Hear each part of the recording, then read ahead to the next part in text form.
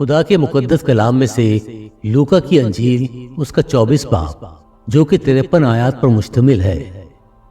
یسوع کا جی اٹھنا۔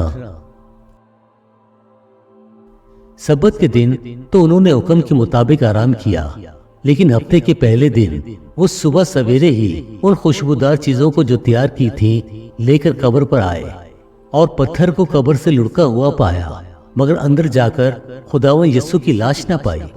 اور ایسا ہوا کہ جب وہ اس بات سے حیران تھی تو دیکھو 2 شخص براق پوشاک پہنے ان کے پاس آ کھڑے ہوئے۔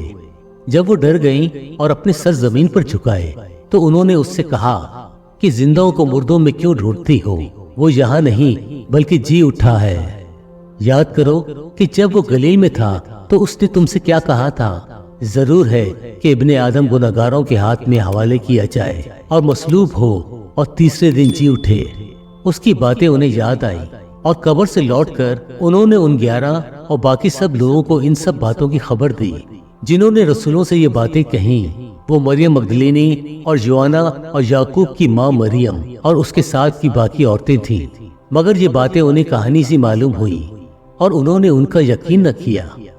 اس پر پترس اٹھ کر قبر تک دوڑ گیا اور جھانک کر نظر کی اور دیکھا کہ صرف کفن ہی کفن ہے، اور اس ماجرے سے تعجب کرتا ہوا اپنے گھر چلا گیا۔ اماوس کی راہ پر۔ اور دیکھو اسی دن ان میں سے 2 آدمی ایک گاؤں کی طرف جا رہے تھے جس کا نام اماوس ہے۔ وہ یروشلم سے تقریباً 7 میل کے فاصلے پر ہے، اور وہ ان سب باتوں کی بابت جو واقع ہوئی تھیں آپس میں بات چیت کرتے ہوئے جاتے تھے۔ جب وہ بات چیت اور پوچھ پاچھ کر رہے تھے تو ایسا ہوا کہ یسوع آپ نزدیک آ کر ان کے ساتھ ہو لیا، لیکن ان کی آنکھیں بند کی گئی تھیں کہ اس کو نہ پہچانے۔ اس نے ان سے کہا، یہ کیا باتیں ہیں جو تم چلتے چلتے آپس میں کرتے ہو؟ وہ غمگین سے کھڑے ہوئے۔ پھر ایک نے جس کا نام کلیپس تھا جواب میں اس سے کہا، کیا تو یروشلم میں اکیلا مسافر ہے جو نہیں جانتا کہ ان دنوں میں اس میں کیا کیا ہوا؟ اس نے ان سے کہا، کیا ہوا؟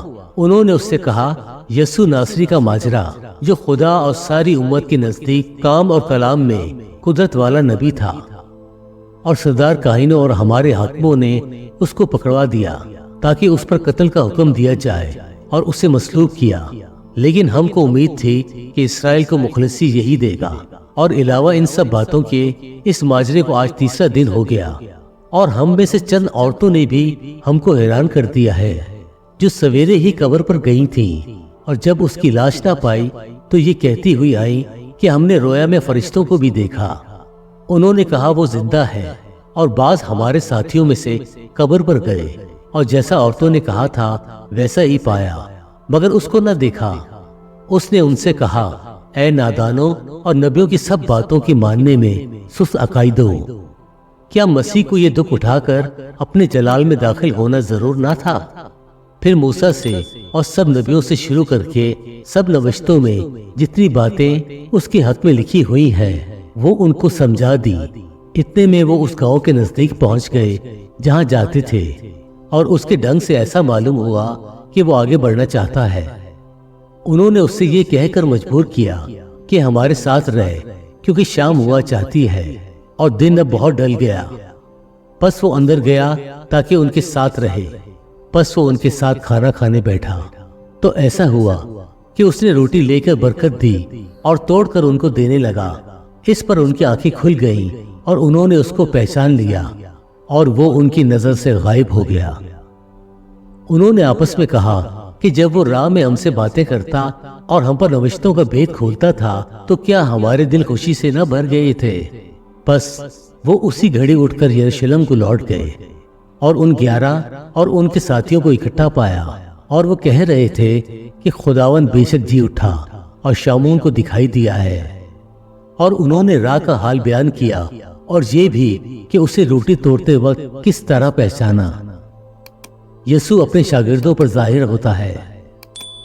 وہ یہ باتیں کر ہی رہے تھے کہ یسوع آپ ان کے بیچ میں آ کھڑا ہوا اور ان سے کہا، تمہاری سلامتی ہو۔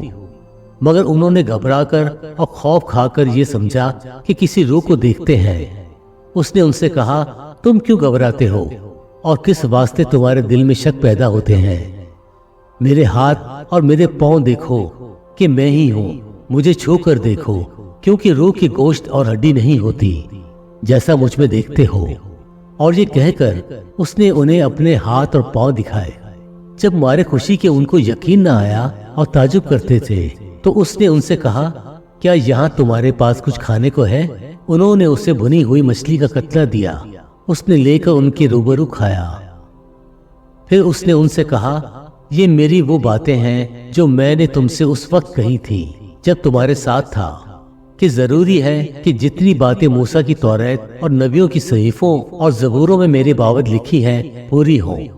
پھر اس نے ان کا ذہن کھولا تاکہ کتاب مقدس کو سمجھے، اور ان سے کہا، یوں لکھا ہے کہ مسیح دکھ اٹھائے گا اور تیسرے دن مردوں میں سے جی اٹھے گا، اور یروشلم سے شروع کر کے سب قوموں میں توبہ اور گناہوں کی معافی کی منادی اس کے نام سے کی جائے گی۔